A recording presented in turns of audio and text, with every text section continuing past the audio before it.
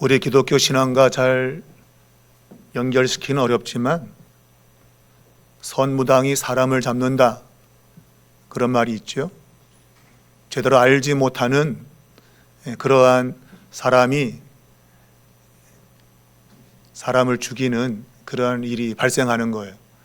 뭔가 제대로 알아야 뭔가 좋은 결과를 얻을 수 있는데 섣부르게 알거나 또한 곡해하게 되면 잘못된 결과를 가져온다고 이제 그런 의미로 쓸 때 선무당이 사람을 잡는다, 이제 그런 말을 쓰는데, 이것은 비단 그런 쪽에만 있는 것이 아니고 우리 신앙의 세계에도 얼마든지 그럴 수 있다는 거예요.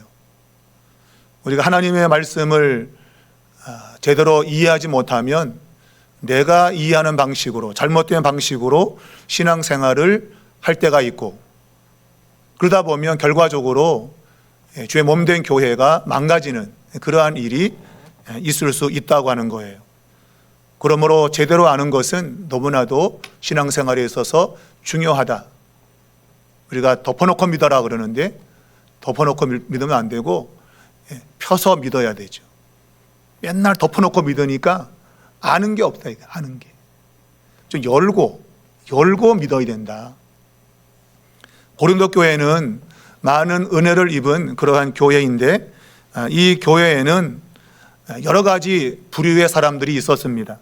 사회적인 부류도 그렇고, 그리고 각자가 가지고 있는 재능, 또 특기, 또 일하는 여러 가지 분야가 다 다른 그런 사람들이 모여 있는 곳이었어요.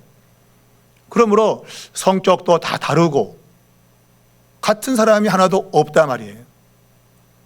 그런데 그러한 여러 가지 다양성, 이런 것들이 때로는 오해를 발생한다.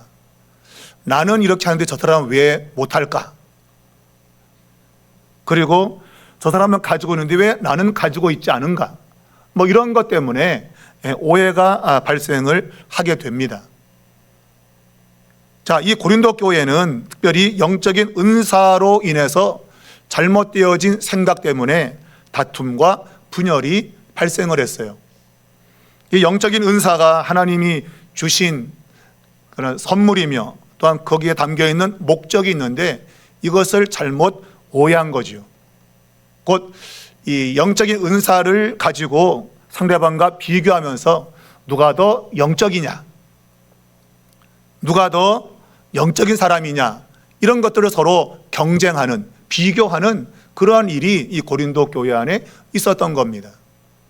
은사를 주신 이유는 이걸 비교해서 누가 더 우월하다 하는 것을 드러내기 위해서 준 게 아닌데, 그들은 이 영적인 은사를 그런 방식으로 생각했던 거예요.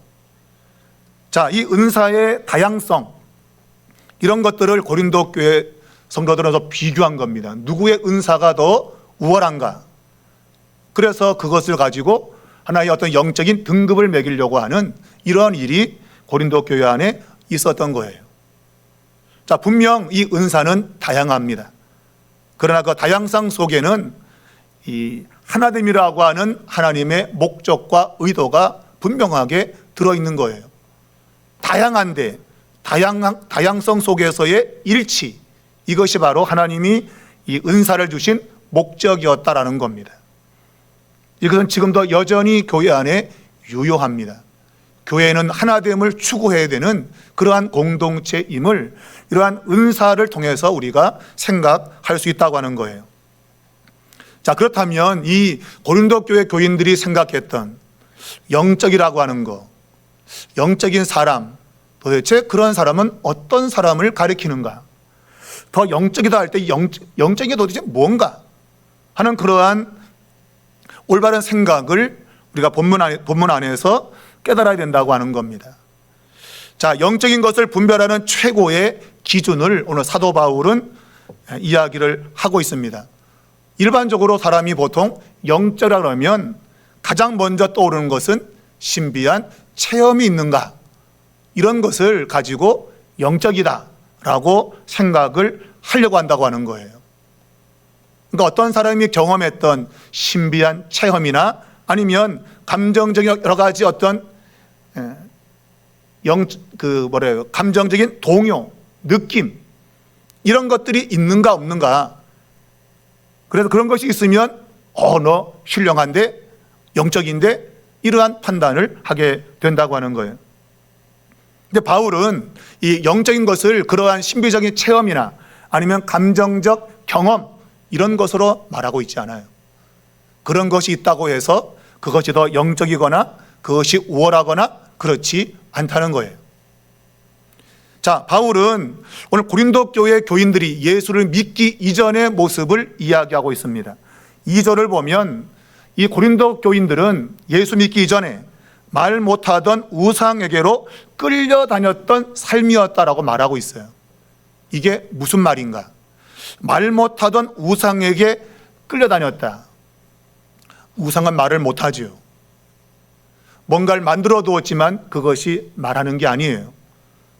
그런데 그들이 말 못하는 우상한테 끌려다녔던 이유, 바로 그것은 그들이 나름의 그러한 신비한 체험이나 아니면 그러한 자신들만의 영적인 경험들이 있기 때문에 그래요. 여러분, 이방 세계에도 신비한 체험들이 있습니다. 저희 어머니가 예수 믿기 전에 우리 가정이 어려우니까 뭐라도 붙잡으려고 했어요. 그때도 보면 여러 가지 그런 이상한 종교들이 와서 막 전단지를 주면서 우리 이 종교 믿으면 당신 잘 된다. 제가 그 전단지를 보니까 거기 보니까 간증이 적혀 있어요.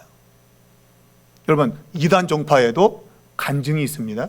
그 간증은 그들이 믿고 있는 신이 자신에게 뭔가를 해줬다는 그런 경험들이 다 있단 말이에요.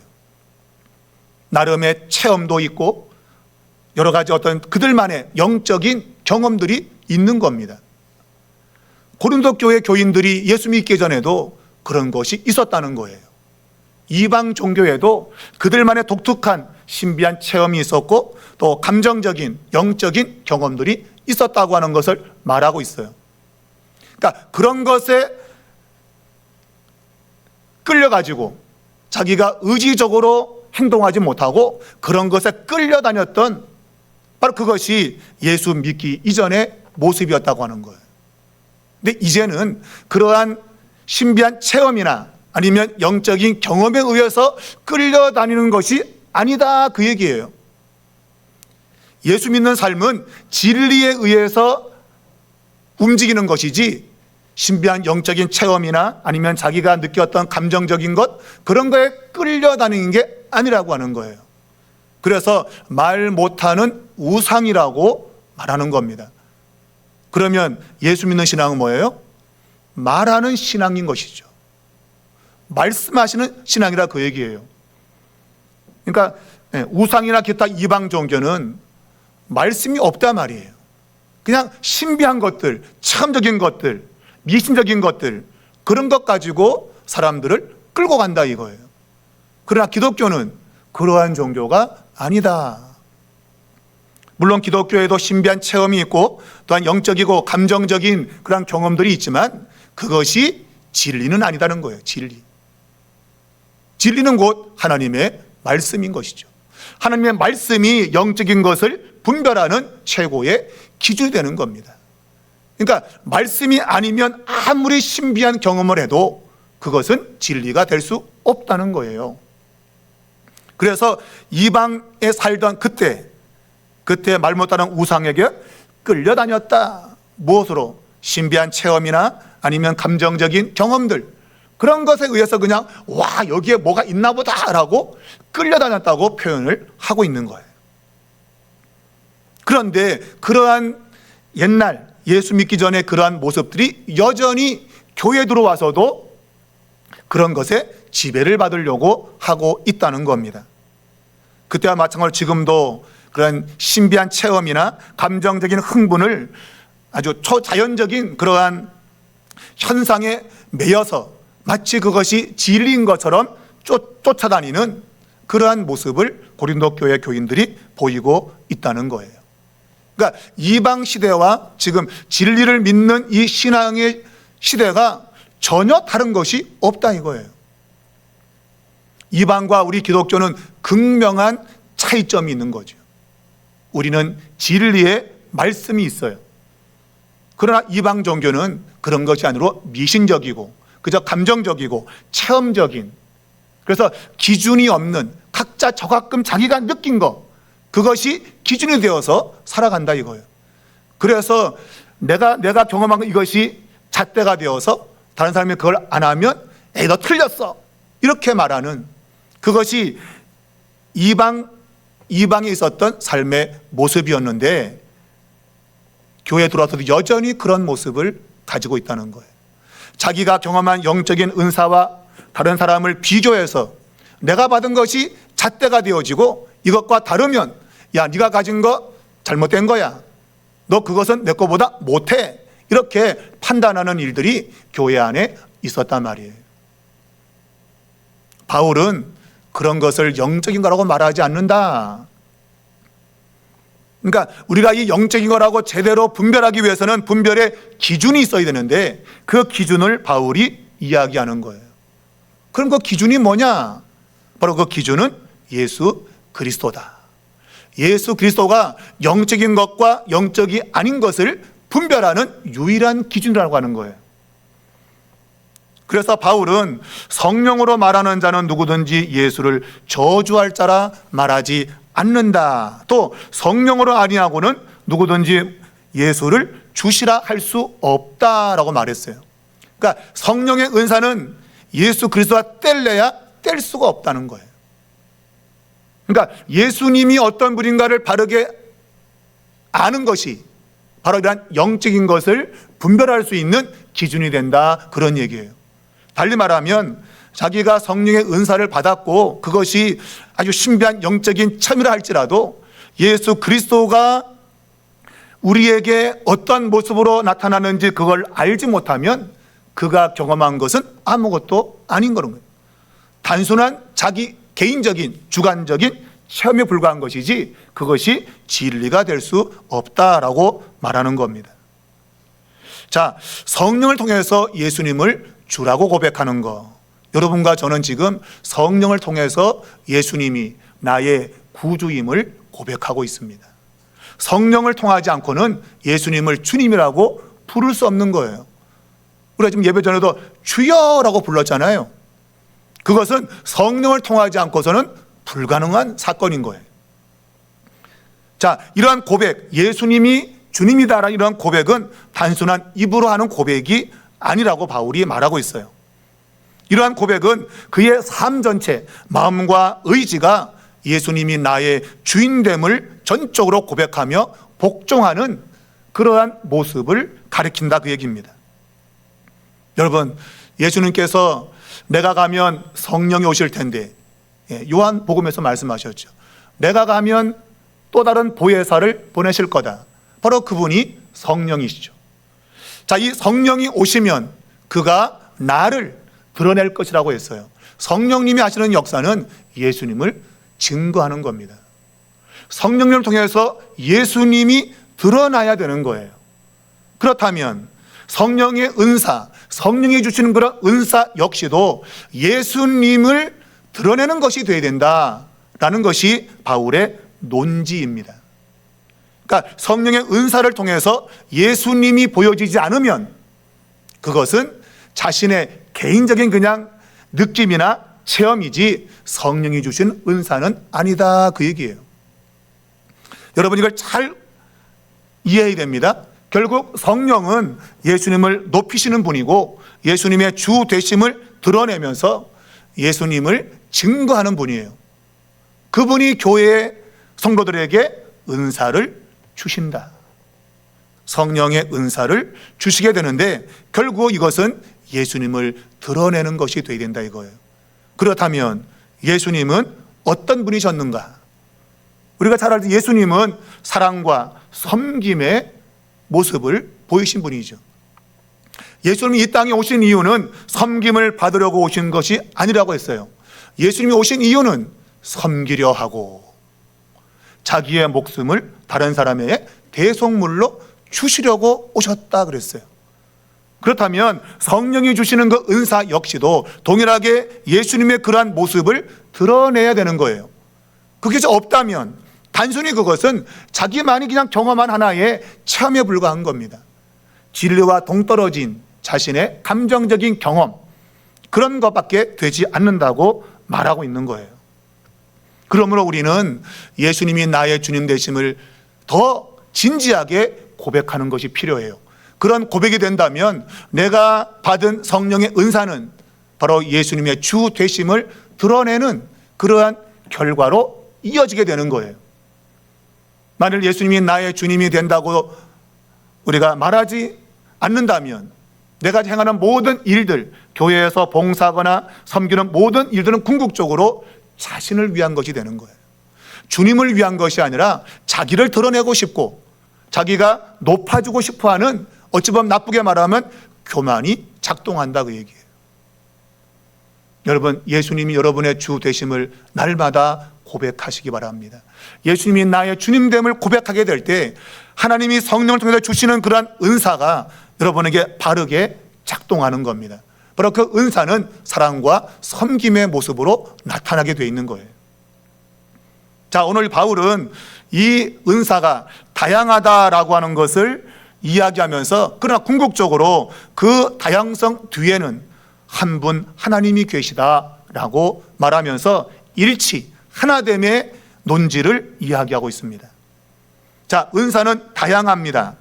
그러면서 은사는 여러 가지지만 성령은 같다라고 오늘 4절에서 말하고 있어요. 또한 사역의 방법도 다양하다.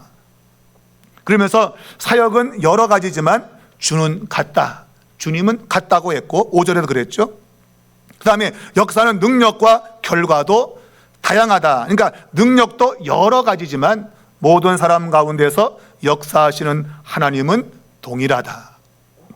하나님은 같다는 거예요. 이것이 6절의 기록입니다. 4절과 5절과 6절은 삼위일체 하나님을 그대로 드러내고 있습니다. 4절은 성령님을, 그리고 5절은 주님을, 그리고 6절은 하나님을 드러내고 있습니다. 그러니까 이것은 삼위일체 하나님이 삼위로 계시지만 그분이 한 하나님으로 다양한 그런 은사를 가진 교회지만 교회가 하나됨을 드러내고 있음을 바울이 이야기하고 있는 거예요.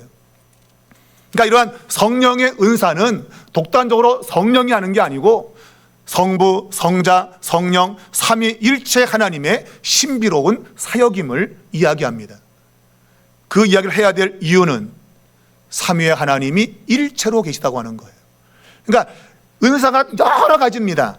그런데 그건 결국은 하나로 되기 위한 하나의 하나님의 신비로운 사역으로 이야기하고 있는 거예요. 달리 말하면 하나가 안 된다면 그것은 하나님의 역사가 아니라는 것이죠. 달리 말하면 마귀의 역사인 거예요. 그러니까 하나님의 일을 빙자한 마귀가 역사하여 교회를 분열시키는 그러한 일을 가져오게 되는 겁니다. 그러니까 여러분, 바르게 알아야 마귀에게 속지 않는 것이죠. 그러므로 성경의 가르침을 제대로 이해하는 것이야말로 바른 신앙을 가는 아주 중요한 길임을 다시금 깨달을 수 있는 거예요. 자, 그렇다면 하나님이 왜 은사를 다양하게 주시는가? 그리고 결코 분열하지 않는, 나눠주지 않는 그러한 하나님의 모습을 보여주고 있는데 왜 하나님은 다양하면서도 분열되지 않는 이러한 모습을 보이시는가? 여러분, 다양성은 하나님의 풍성함과 창의성을 이야기합니다. 다양하다는 얘기는 결국 많다는 얘기예요. 하나님이 풍성하다는 겁니다. 하나님이 가지고 있는, 그분이 소유하고 있는 것이 아주 많다는 거죠. 그래서 여러 가지 은사를 그냥 마음대로 주실 수 있는 분이다. 바로 풍성한 하나님을 드러내는 것이고, 다양하다는 얘기는 창의성을 가리켜요. 몇 개만 있으면 그것 갖고 그냥 끝나는 거죠. 마치 사골을 우려 먹듯이. 여러분, 사골은 맨날 끓여 먹는 거예요. 그냥 그거 하나만 우려 먹는 거죠. 하나님은 은사를 주셔서 그 하나 갖고 우려 먹는 분이 아니에요. 하나님은 이런 은사도 줬고 이런 은사도 주고 때로는 그런 은사도 주어서 아주 창의적으로 하나님의 일을 할 수 있도록 하시는 분임을 바로 이 다양한 은사를 통해서 이야기하는 거예요. 여러분, 성경에 있는 명시된 그러한 은사 외에도 하나님이 주시는 은사는 여러 가지입니다. 왜? 하나님은 다양성을 갖고 있는 분이기 때문에 그래요. 그래서 여러분, 교회가 여러 가지 새로운 일들을 도모하는 것은 성령의 역사인 겁니다. 맨날 똑같은 말 우려먹는 교회는요, 성령의 역사가 없는 거예요. 성령은 다양하게 이 모양 저 모양으로 역사하거든요. 우리 삼일교회 여러 가지 일들이 자꾸 이렇게 많아지는 것은 성령이 역사하는 겁니다. 그간 여러분, 멀티미디어 팀의 이거 사역은 놀라운 것이죠. 전에 없던 사역이 이제 활발하게 움직이고 있고, 또 교회를 꾸미는 일들, 장식하는 일들, 이런 것도 새로운 팀이 구성이 되어서 잘하고 있거든요.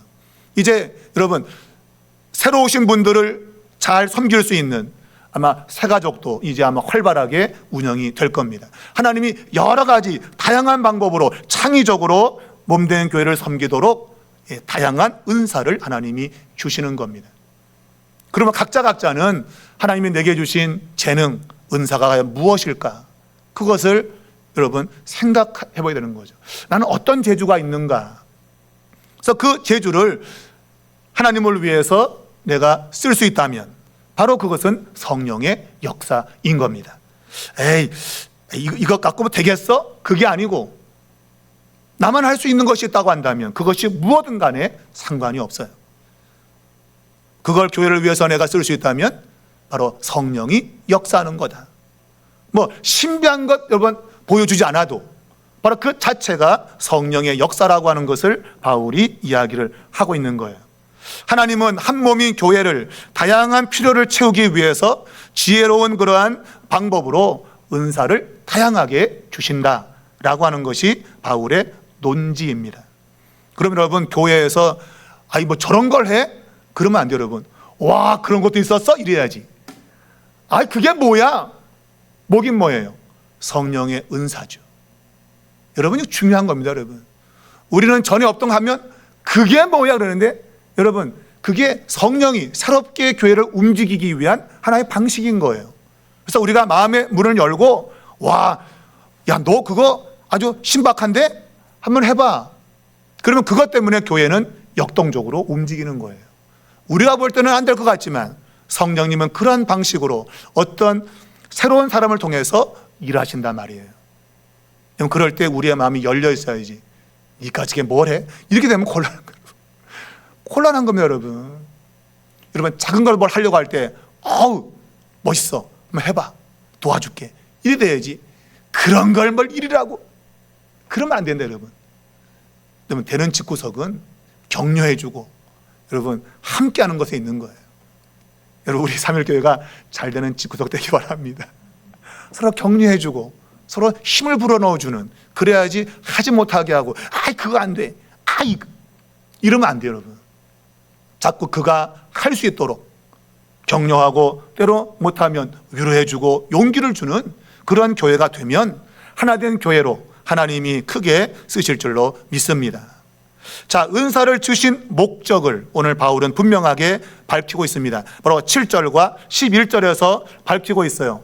하나님이 다양한 성령의 은사를 교회에 주신 것은, 그 각자의 그 은사를 주신 것은 그 각자 개인을 위해서 주신 게 아닙니다. 각자의 그 은사를 주신 것은 우리라고 하는 공동체를 위해서 주신 선물인 거예요. 우리를 위해서 주신 것이지 나를 위해 주신 것이 아닌 거예요. 근데 고린도 교회는 자신이 받은 그 은사가 자신에게 하나님께서 특별해서 뭔가 준 선물로 착각을 한 거예요. 그게 아닌 거예요. 각자의 은사를 주었지만 그 은사는 그 사람의 것이 아니에요. 공동체를 위해서, 우리를 위해서 하나님이 주신 선물인 거예요. 그래서 이 다양한 은사의 궁극적인 목적은 7절에서 분명히 답을 주고 있습니다. 각 사람에게 성령의 나타내심을 주심은 유익하게 하려 하심이라. 각 사람에게 여러분 성령의 은사를 주어서 그 은사가 활동하게 하시는 이유를 말하고 있잖아요. 그 이유가 뭐라고요? 유익하게 하려 함이라. 그냥 우리말로 그냥 유익하다고 되어 있지만 헬라 단어를 보면 그 의미를 분명하게 알 수 있어요. 그 단어가 뭔가 하면 심페로라고 하는 단어예요. 심페로. 여러분, 이 헬라어에서 쉰이라고 하는 단어가 들어가는 것은 함께 한다는 거예요. 그래서 시나고게 그러면 회당이에요. 회당. 유대인들이 모였던 회당을 시나고게라 그래요. 앞에 쉰이 들어가죠. 그죠? 이게 함께란 뜻이에요. 함께. 그래서 이 신페로 그러면 함께. 페로가 뭔가 하면 견딘다, 참는다, 데리고 간다, 지탱한다, 나른다, 운반한다는 단어예요. 그러니까 함께 견디고, 함께 데려가고, 함께 지탱하고, 함께 나르고, 함께 운반한다는 거예요. 이게 뭐예요? 공동으로 하는 거예요. 공동으로. 그러니까 공동으로 함께 견디고, 함께 길을 가고, 전부 다 함께라고 하는 공동의 의미가 담겨 있는 거예요. 그것을 오늘 유익하게 한다는 말로 번역이 된 거예요. 유익하게 한다. 여러분, 유익은 개인의 유익을 말하지 않아요. 공동체의 유익을 말하는 거예요. 어느 한 사람이 성령의 은사를 잘 활용하면 그 사람의 유익이 아니라 공동체가 유익을 얻는다, 그 얘기예요. 그러니까 여러분이 성령의 은사를 따라서 봉사하든지 가르치든지 뭐 어떤 일 해도 여러분 결국 그것은 우리 삼일교회 공동체에 유익을 주는 결과로 나타나게 되는 거예요. 바로 그것이 성령을 주신 목적이다라는 겁니다. 그럼 우리 공동체는 건강하게 되기 위해서는 함께하는 것이 필요해요. 우리는 하나라고 하는 그런 인식이 절대적입니다. 이게 깨지게 되면 교회는 아무런 일도 하지 못해요. 서로 다투고 싸우다가 분열하다가 스스로 멸망하는 거죠. 예수님께서도 마귀와 귀신이 서로 싸우면 그 집구석은 무너진다고 그랬어요. 그러므로 마귀와 사탄도 싸우지 않는데요. 왜? 자신들도 이겨야 되는데 자신들이 마귀가 귀신을 내쫓으면 그런 일이 있을 수 있냐? 예수님이 병 고치니까 귀신을 내쫓으니까 귀신의 왕이 귀신을 내쫓았구만. 그런 일은 있을 수 없다는 거예요.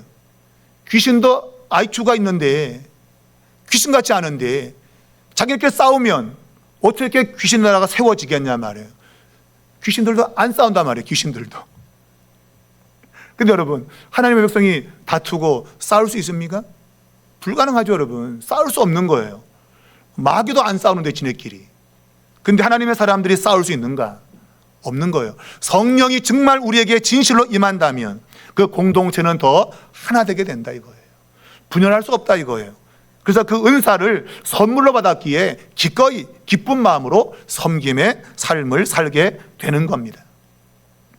자, 이러한 선물을 줄 때 오늘 은사를 나누어 주는데 오늘 본문 11절은 성령께서 그의 뜻대로 나눠 준다고 되어 있어요. 여러분, 내가 원한다고 받는 거 아닙니다, 여러분. 단지 우리는 은사를 사모할 따름이죠. 은사를 사모하라 그러지 네가 사모한다고 그걸 주는 게 아니에요. 우리는 은사를 사모해야 돼요. 그러나 그 은사를 주시는 분은 성령님이시고 성령님은 그의 뜻대로 주시는 겁니다. 성령님의 주권적인 뜻 속에서 은사를 배분해 주는 거예요. 분배해 준다는 말입니다. 여러분, 이렇게밖에 안 돼야 되는 이유는 뭔가 하면 그걸 받아서 자랑하지 못하도록. 여러분, 은사는 자랑거리가 아니에요. 내가 선물로 받은 것이기 때문에 그냥 기꺼이 감사하며 섬기는 것에 쓰는 거지, 야, 내가 이런 은사 받았어 하면서 자랑하라고 은사를 준 게 아니에요. 성령은 그분의 주권 속에서 은사를 배분해 주는 겁니다. 그러면 주는 대로 받는 거예요. 주는 대로. 여러분, 군대에서 이 밥을 배식할 때 대부분 고참들이 배식을 하거든요. 그래서 그냥 떠주는 대로 받아 먹어야지 쫄자가 와서 아유, 왜 나는 고기가 하나도 없고 국물만 있어요? 그러면 그놈은 그날 죽어나. 주는 대로 먹지 뭘 따지냐고. 여러분, 주는 대로 먹어야 돼요. 군대는 여러분 명령하는 대로 움직여야지, 아, 나 이거 하고 싶어요, 그게 되는 게 아니에요. 여러분, 군대는 조직에 의해서 딱딱 계획된 대로 그냥 임무를 받아서 시행하는 거예요. 그냥 근데 나는 왜 이런 임무를 줘? 여러분, 항명, 그 명령을 거역하면 군대에서 여러분 그것이 가장 큰 죄인 거죠. 항명죄.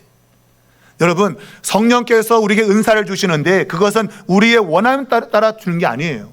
그의 뜻대로 주시는 겁니다. 성령이 가장 잘 아시는 거예요. 우리의 삼위일교회가 어떤 형편인지 가장 잘 아시는 분이 성령님이세요. 그래서 그 성령님이 각 사람들을 바라보면서 이 사람이 이걸 좀 좋겠다. 그분이 가장 정확하게 은사를 배분해 준단 말이에요. 그걸 기쁘게 받아들여야지 나한테 이런 게 왜 없어? 저 사람한테 왜 있네? 그게 아니고 그 은사가 내게 필요하기 때문에 성령이 주신 거예요. 그걸 내가 알고 이 은사를 잘 활용하는 것이 중요하지 남의 떡이 커 보인다고 저게 훨씬 나은데 그러면 안 된다 이거 여러분. 그것은 성령의 주권을 침해하는 거예요. 침해. 여러분, 내가 받은 은사는 내 것이 아니에요. 성령께서 선물로 위탁한 겁니다. 맡기신 거예요. 그러므로 그걸 잘 활용하는 것이 마땅히 우리가 해야 될 일인 겁니다. 여러분, 화투 얘기하도 그렇지만 화투를 칠 때 여러분, 내게 들어온 패를 가지고 이거 어떻게 잘 칠까 생각해야지 나는 그냥 쌀이 껍데기만 젠딱 들어왔네 이거. 너는 광 들어왔니? 이렇게 남이 광 들어온 거 좋아하면 뭐 하겠어요 여러분. 내가 가지고 있는 거 갖고 껍데기도 열심히 따먹으면 12개 따면 1점이잖아. 열심히 따면 되지. 근데 남이 광 들어온 거 갖고 부러워하면서 너는 이렇게 패가 좋아? 그래봤자 소용이 없다 이거예요. 내게 들어온 것 가지고 열심히 하는 것이 중요한 거예요 여러분. 여러분, 하나님 여러분에게 가장 알맞은 은사를 주십니다. 성령은 여러분보다 저보다 훨씬 잘하셔요 여러분. 나보다 나를 더 잘하신 하나님께서 알으셔서 우리에게 필요한 은사를 주시고 그 은사는 그 교회에 필요하기 때문에 주시는 거예요. 그럼 여러분, 내게 지금 주어진 걸 잘 살피시고 이것이 우리 교회에다 필요하다라는 생각이 들면 하시면 돼요 그 일을. 그러면 하나님이 역사하는 겁니다. 중요한 것은 우리가 한 목적을 가져야 된다. 바로 우리 모두의 유익을 위해서 서로 은사를 잘 발휘하도록 격려해주고, 그리고 그런 은사를 가진 사람 보면 시기하지 말고 그가 그 일을 잘할 수 있도록 힘을 주는 거예요 여러분. 그래야지 아이고 집값 좀 잘났다고 이러면 안 되네요 여러분. 이러면 안 돼요 여러분. 그가 그 일을 잘할 수 있도록 격려해주고, 그리고 하나님 내게도 이런 은사가 있는데 나도 이런 은사를 잘 활용할 수 있도록 나를 도와주십시오. 그런 마음 가지면 하나님이 주신 이 성령의 그러한 은사가 정말 폭발적으로 나타나게 되고 교회는 건강하게 세워져 간다는 것입니다. 여러분, 다양한 지체, 여러분의 몸에도 여러 가지 지체가 있지만 그것이 조화를 이루고 있습니다. 그게 부조화가 되면 그게 질병이 돼요. 질병. 내 몸에 있는 모든 지체가 조화를 이루면 건강한 거예요. 근데 이게 부조화하면 그게 질병인 거예요. 질병. 여러분, 우리 교회가 서로가 서로를 맞추어 나가는, 각자의 은사를 잘 발휘할 수 있도록 서로 격려하고 때로는 안 되면 위로해주고, 그래서 함께 교회를 세워나가는 그런 마음을 가진다면 올해 가기 전에 더 좋은 교회로 우리는 한 발짝 앞으로 나가게 될 것입니다. 이제는 여러분 모두에게 성령께서 필요한 은사를 풍성하게 내려주시기를 주의 이름으로 축원합니다.